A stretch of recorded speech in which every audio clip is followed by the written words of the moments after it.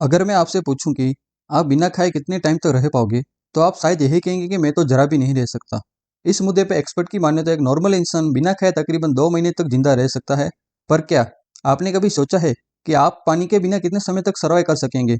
खैर, एक्सपर्ट की माने तो यह कहा जाता है कि आदमी बिना पानी के 3 दिन तक रह सकता है।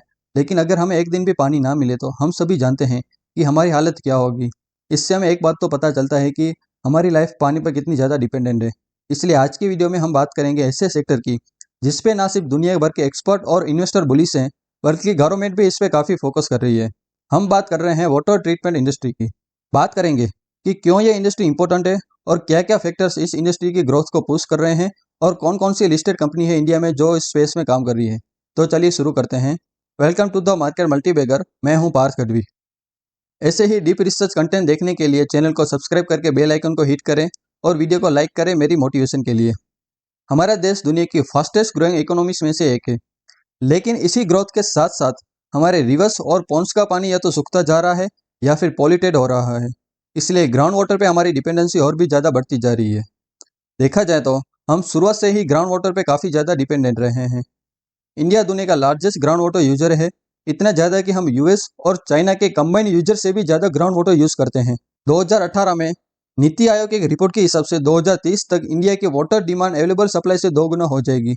इससे करोड़ों लोगों को वाटर स्केर्सिटी फेस करनी पड़ेगी और साथ ही देश की जीडीपी में 6% तक का लॉस हो सकता है। इंक्रीजिंग पॉपुलेशन, इंडस्ट्रियलाइजेशन और क्लाइमेट चेंज जैसे दूसरे कुछ ऐसे थ्रेट हैं जो हमारी इस बढ़ती वाटर स्केर्सिटी की प्रॉब्लम को और भी ज़्यादा एक्सेलरेट कर रहे हैं। आपको जान के हैरानी होगी कि इंडिया में पानी के टोटल यूजेस का हाउस होल्ड यूजेस तो सिर्फ 5% ही है। जी हाँ, वाटर यूजेस का मेजोरिटी चंक यानी कि 83% तो सिर्फ एग्रीकल्चर सेक्टर्स में यूटिलाइज होता है और बाकी का 12% इंडस्ट्री में ज़्यादा है। अब आप सोचेंगे कि इंडिया जैसी एग्री बेस्ड इकोनॉमी, जहाँ एग्रीकल्चर हमारे देश की जीडीपी में अराउंड 17% कंट्रीब्यूट करता है, तो पानी का यूजेस तो होना ही है और इसे अब आखिर कम भी कैसे किया जाए।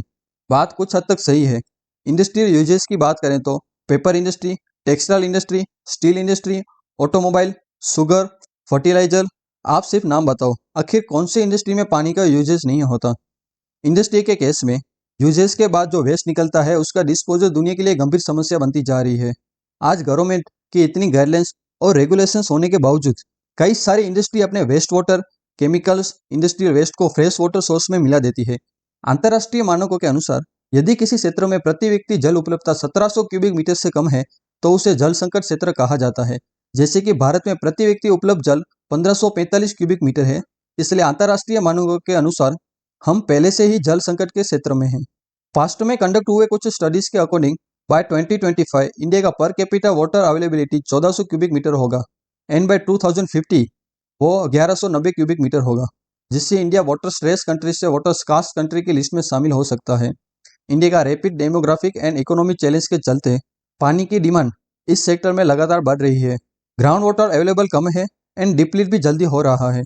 इसलिए जो सरफेस वाटर है वो टाइम के साथ और भी पॉल्यूट हो रहा है। India 72,368 million litre per day MLD of Suez produce करता है, लेकिन इसमें से सिर्फ 20,236 एमएलडी ही ट्रीट किया जाता है। जरा सोचिए, आने वाले समय में बढ़ने वाली फ्रेश वाटर यूजर की डिमांड और सप्लाई में बढ़ता हुआ गैप स्वास्थ्य ट्रीटमेंट और वाटर ट्रीटमेंट इंडस्ट्री की इंपॉर्टेंस को कितनी तेजी से राइज देने वाला है। एरिस्टोन के मार्केट रिसर्च के हिसाब से इंडिया में वेस्ट वाटर ट्रीटमेंट प्लांट की 2021 से लेकर 2027 के बीच में 6.91 की सीजीआर से ग्रो हो सकती है। यहाँ से हमें पता चलता है कि वेस्ट वाटर इंडस्ट्री के लिए कितनी बड़ी मार्केट अभी अनटेप्ड है। फर्दर गवर्नमेंट की इन स्कीम्स का भी water based treatment industry major beneficiary हो सकता है। फर्दर सी वाटर डिसिलेशन करके, जिसमें एक्सेस सॉल्ट एंड मिनरल्स को रिमूव करके हमारे यूज एंड कंजप्शन के लिए फिट बनाया जाता है, इसमें भी ग्रेट अपॉर्चुनिटी नजर आती है। आज इंडिया में कुछ ऐसी कंपनियां हैं जो डायरेक्ट ना सिर्फ डोमेस्टिक स्केल पर बल्कि इंटरनेशनल स्केल पर भी वाटर ट्रीटमेंट और कंसल्टेंसी की सर्विस प्रोवाइड करती है। इंडस्ट्री को स्टडी करने के बाद हम इंडस्ट्री की टॉप कंपनीज को डिस्कस कर लेते हैं।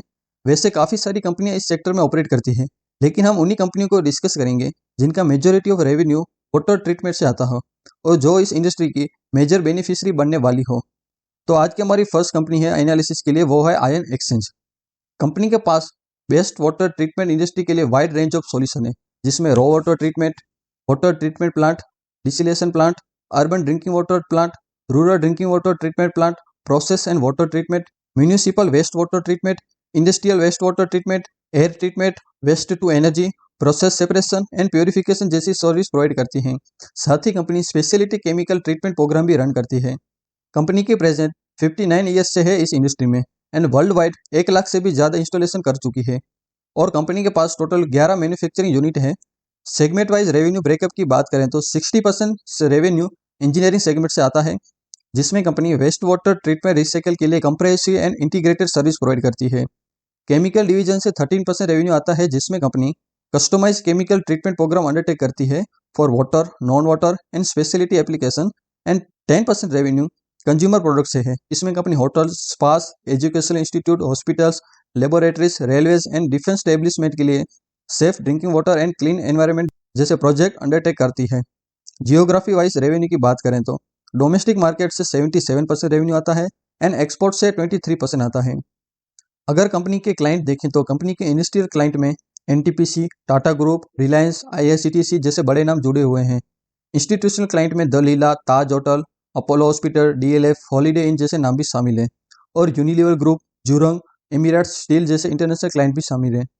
इंजीनियरिंग ऑर्डर बुक की बात करें तो कंपनी के पास 255 करोड़ की ऑर्डर बुक है एंड 8745 करोड़ के लिए अभी बिडिंग प्रोसेस में है। अगर नंबर्स की बात करें तो कंपनी का मार्केट कैप 8120 करोड़ है।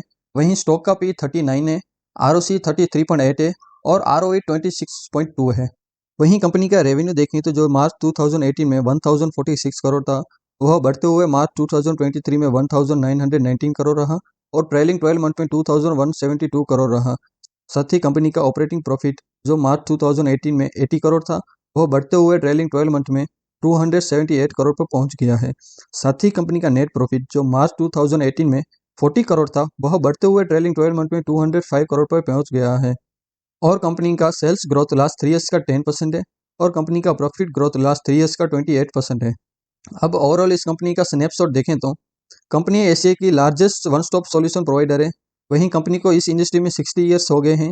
साथ ही कंपनी ने अभी तक 1 लाख से भी ज़्यादा प्रोजेक्ट एग्जीक्यूट किए हैं और कंपनी के पास 7 मैन्युफैक्चरिंग असेंबली है अक्रॉस इंडिया में और कंपनी 36 से भी ज़्यादा सेल्स एंड सर्विस सेंटर रखती है इंडिया में। साथ ही कंपनी आर&डी पे भी बहुत काम करती है, इसलिए कंपनी के पास 2 फैसिलिटी है इन हाउस आर&डी के लिए और 2 एप्लीकेशन एंड टेस्टिंग सेंटर है। वहीं कंपनी के पास 50 से भी ज़्यादा पेटेंट्स हैं और 100 से भी ज़्यादा प्रोडक्ट कॉमर्शियलाइज किए हुए हैं। और उनका फाइनेंशियल में भी 5 ईयर्स का CAGR रेवेन्यू 13.5% है, EBITDA 27% है एंड प्रॉफिट आफ्टर टैक्स 37% है, which is superb. And company net डेप्ट फ्री है। साथ ही कंपनी के पास हेल्दी वर्किंग कैपिटल साइकिल है और FY23 का कंपनी का ROE 23% रहा, वहीं ROC 13% रहा। और अब हम हमारी दूसरी कंपनी की बात करते हैं जिसका नाम है वाटेक वेबेक। यह कंपनी ड्रिंकिंग वाटर ट्रीटमेंट से लेकर इंडस्ट्रियल ट्रीटमेंट तक सभी टाइप के वाटर ट्रीटमेंट सॉल्यूशन प्रोवाइड करती है। कंपनी के प्रेजेंस ना सिर्फ इंडिया में है बल्कि 25+ कंट्रीज में है विथ और 1400 प्लांट। इनफैक्ट अगर आप कंपनी का रेवेन्यू देखेंगे तो उसमें अराउंड 56% रेवेन्यू दूसरी कंट्रीज से जनरेट होता है। इसके अलावा कंपनी का majority of work industrial segment से आता है। अपने वास्ट एक्सपीरियंस और स्केल के थ्रू ये वेस्ट वाटर ट्रीटमेंट में एक लीडिंग प्लेयर की तरह उभरता हुआ नजर आ रहा है। इंटरेस्टिंगली अगर आप कंपनी का शेयर होल्डिंग पैटर्न देखें तो इसमें इंडिया के S investor Rekha and Rakesh Jhunjhunwala का फर्म भी एक सिग्निफिकेंट स्टेक होल्ड करता है। ये शो करता है कि बड़े बड़े इन्वेस्टर भी इस इंडस्ट्री के ग्रोथ पे बुलिश है। लेकिन कंपनी के रेवेन्यू 2018 के बाद डिक्लाइन हो रहे हैं, हालांकि लास्ट 2 ईयर्स में इसमें रिकवरी हुई है और ऐसा ही सिमिलर ट्रेंड कंपनी के नेट प्रॉफिट में भी देखने को मिल रहा है। वहीं कंपनी के सेल्स ग्रोथ लास्ट 3 ईयर्स के 5% रहे हैं और प्रॉफिट ग्रोथ लास्ट 3 ईयर्स के -17% थे, लेकिन 1 साल से इसमें भी सुधार आ रहा है और प्रॉफिट ग्रोथ लास्ट 1 ईयर का 18% है। अगर कंपनी के स्टॉक प्राइस की बात करें तो कंपनी ने पिछले 3 साल में ऑलमोस्ट 45% के रिटर्न दिए हैं और फ्यूचर आउटलुक देखें तो कंपनी के पास ज़बरदस्त ऑर्डर बुक है 109 बिलियन की और फ्रेमवर्क कॉन्ट्रैक्ट है 12 बिलियन की। और अब कंक्लूजन की बात करें तो आर्यन एक्सचेंज कंपनी का business execution, past performance and future outlook सब पॉजिटिव है। ऑपरेटिंग प्रॉफिट मार्जिन भी कंपनी का 4% से 14% हो चुका है। एजुकेशन पर्पज के लिए बताना चाहता हूँ कि ऐसी कंपनी को स्टेगर मैनर में एक्यूमुलेट करना चाहिए। जब भी डिप में मिले तो थोड़ी सी क्वांटिटी अपने पोर्टफोलियो में ऐड करते रहना चाहिए। फर्दर अगर वेटेक वेबेक की बात करें तो हमें बड़े इन्वेस्टर को देखकर इन्वेस्टमेंट नहीं करना चाहिए।